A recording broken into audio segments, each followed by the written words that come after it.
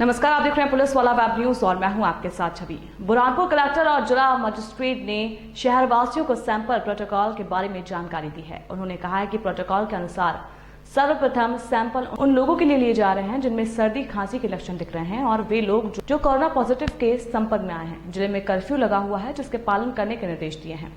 देखने में आया है कि बुरहानपुर में कुछ महिलाएं राशन को लेकर अपने घरों से बाहर निकल रही हैं। उनके लिए जिला प्रशासन द्वारा 10 हेल्पलाइन नंबर जारी किए जाने की कार्य योजना तैयार की जा रही है। इन नंबरों पर राशन के लिए संपर्क किया जा सकता है। उन्हें 12 घंटे में राशन पहुंचा दिया जाएगा। जिला प्रशासन सदैव आपकी सेवा में लगा हुआ है और आपसे अपेक्षा करता है कि आप जिला प्रशासन का सहयोग करें। सभी बुरहानपुर वासियों को मेरा नमस्कार। मैं कलेक्टर बुरहानपुर प्रवीण सिंह बोल रहा हूँ। कल रात में देर रात को 11:30 बजे रिपोर्ट्स आई थी।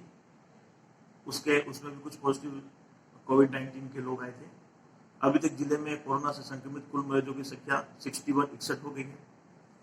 अभी तक हमने जो सैंपल्स भेजे हैं वो 898 है और उसमें से 633 की रिपोर्ट हमें प्राप्त हुई है। अभी लगभग 250 से ज्यादा सैंपल्स की रिपोर्ट प्राप्त होना शेष है।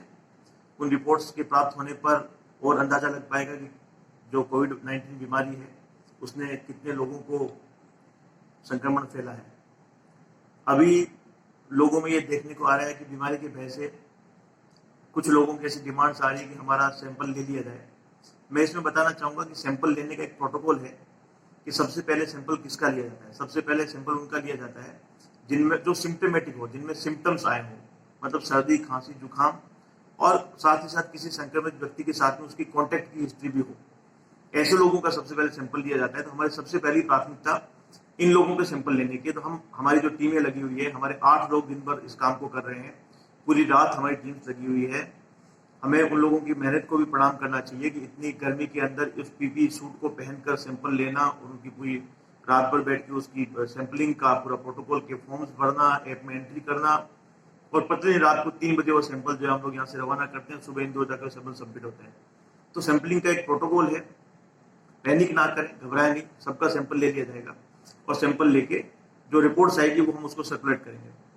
जिन पेशेंट्स की रिपोर्ट नेगेटिव आ जाती है उसको कॉल सेंटर के माध्यम से हमारे यहाँ से कॉल चला जाता है कि आपकी रिपोर्ट नेगेटिव आ गई है, आप अपने घर पे रहें, परंतु अगले 14 दिन तक आप होम आइसोलेशन में रहेंगे, अपने किसी पड़ोसी से नहीं मिलेंगे, अपने घर के एक कमरे में या घर के किसी भी एक पार्ट में आप जो है होम आइसोलेट हो जाए, अपने खाने पीने के बर्तन और अन्य चीजें जो है दूसरे घर वालों से अलग कर ले और होम आइसोलेशन प्रोटोकॉल का पालन करें। तो सैंपलिंग को लेकर घबराने की आवश्यकता नहीं है। सैंपलिंग का प्रोटोकॉल है, हम लोग उसी प्रोटोकॉल के हिसाब से ही सैंपल लेते हैं। और कोई भी कोरोना संक्रमित व्यक्ति से आप मिले हैं तो ऐसा नहीं है कि खाली आपको उसको देखने भर से कोई आपको कोरोना हो जाएगा, तो इस तरह कोई घबराने की आवश्यकता नहीं है।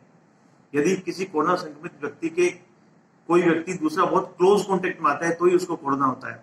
खाली उससे मिल लेने से, बात कर लेने से या उससे कोई थोड़ी देर बात कर ली उससे कोई कोरोना नहीं हो जाएगा, या आप उससे परिचित हो उससे हो जाएगा, ऐसा नहीं है। यदि किसी कोरोना संक्रमित व्यक्ति जिसको कोरोना हो और उसके कोई ड्रॉपलेट्स उसकी छींक या उसका थूक या उसका बलगम ऐसी चीज से आप संपर्क में आते हैं, क्लोज कॉन्टेक्ट में आते हैं, उसके बॉडी फ्लूइड से क्लोज कॉन्टेक्ट में आते हैं, तभी दूसरे व्यक्ति को कोरोना होता है। अभी तक जिन परिवारों में कोरोना हुआ है आप ये देखेंगे तो भी पता लग जाएगा कि उनके भी पूरे परिवार को कोरोना नहीं हुआ है। यदि उस परिवार में 10 लोग थे तो मात्र 2 या 3 को कोरोना हुआ है, 7 लोगों को कोरोना नहीं हुआ है। तो सैंपलिंग को लेकर अनावश्यक रूप से घबराने की आवश्यकता नहीं कि हमारा सैंपल नहीं हुआ, मुझे क्या हो जाएगा। यदि सिम्टम्स हैं तो हम आपका सैंपल सबसे पहले लेंगे और एसिम्टोमेटिक है तो कोई सैंपल लेने की आवश्यकता नहीं है। जब ज्यादा नीडी लोगों के सैंपल हो जाएंगे तो दूसरी बारी तक हम आपका सैंपल ले लेंगे।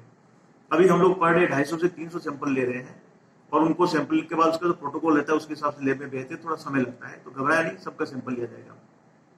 दूसरा, ये एक देखने में आ रहा है कि कुछ क्षेत्रों में महिलाएं बाहर आकर राशन और अन्य मांगों की बातें कर रही हैं। मेरा उन सभी महिलाओं से और उनके सभी परिवारजनों से अनुरोध है कि निश्चित रूप से जिला प्रशासन इस बात को समझता है कि पिछले लॉकडाउन की अवधि में उनका रोजगार ठप है, उनकी आर्थिक स्थितियां कमजोर हुई है, वो सारी चिंताएं हम लोगों को है और हम लोगों ने राशन के पैकेट्स बना भी लिए हैं। आप लोगों की सुविधा के लिए मैं आज कुछ हेल्पलाइन नंबर जारी कर रहा हूँ।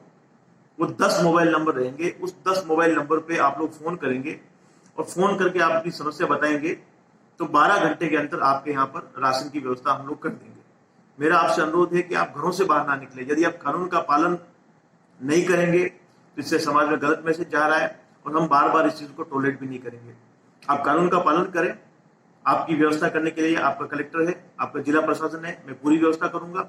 मैं आपको मोबाइल नंबर दे रहा हूं और ये जो मोबाइल नंबर है वो सीधे मेरे अंडर में रहेंगे, सीधे मुझे रिपोर्ट करेंगे और वो बताएंगे कि इस मोहल्ले से ये समस्या आ रही है।